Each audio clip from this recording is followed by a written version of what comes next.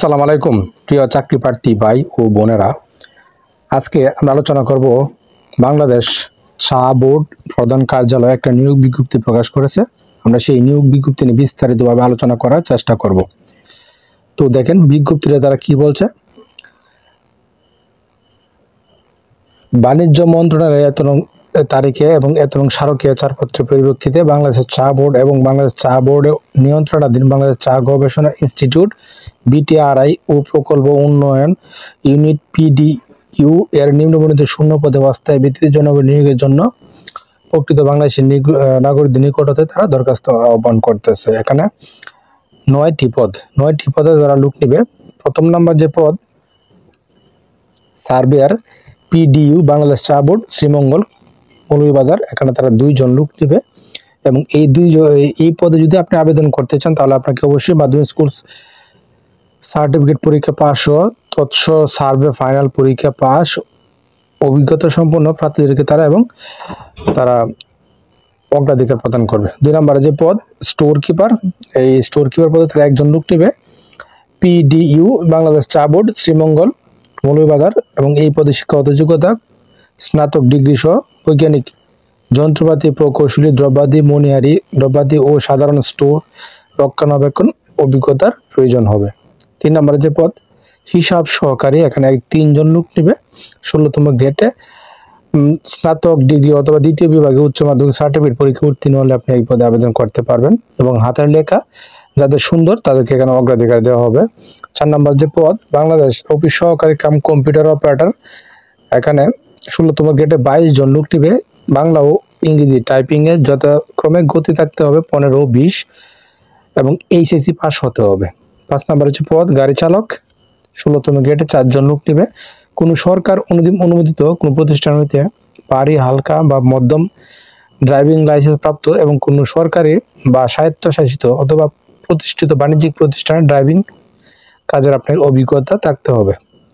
6 নম্বর যে পদ প্লাম্বার, 1 জন লোক নেবে 16তম গ্রেডে প্লাম্বিং কাজের ট্রেড অথবা ভোকেশনাল সার্টিফিকেট থাকতে হবে এবং ওয়াটার সাপ্লাই ও স্যানিটারি কাজে বাস্তব অভিজ্ঞতা থাকতে হবে।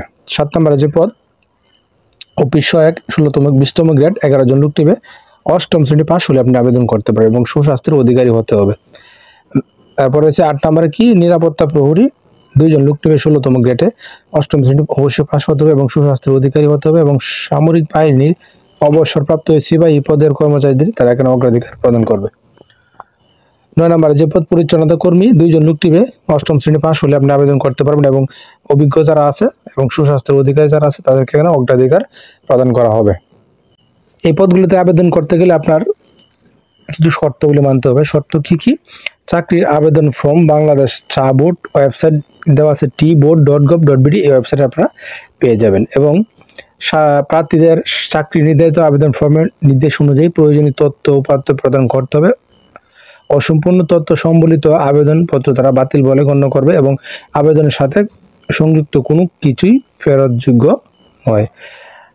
আবেদন ফর্মে চাকরির প্রার্থীর সদ্য তোলা 4 কপি 5x5 ইঞ্চি সাইজের রঙিন ছবি আবেদন ফর্মের সাথে সংযুক্ত করতে হবে। প্রথম শ্রেণী গেজেটের কর্মকর্তা কর্তৃক সত্যায়িত।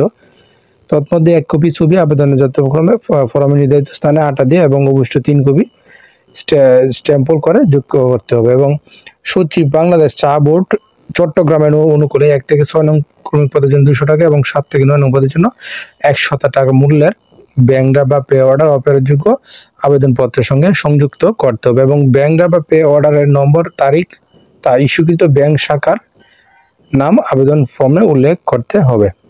এবং আরেকটা কথা কি বলা আছে দেখেন, যারা 17 এপ্রিল 2024 আবেদন করেছিলেন তাদের কিন্তু পুনরায় আবেদন করার কোনোই প্রয়োজন নেই এবং প্রার্থীর বয়স 19/5/2024 তারিখে 18 থেকে 30 বছরের মধ্যে হবে এবং আপনি আগামী 26 সেপ্টেম্বর 2024 তারিখের মধ্যে আপনারা অবশ্যই আবেদনটা পাঠাবেন। কোন ঠিকানায়?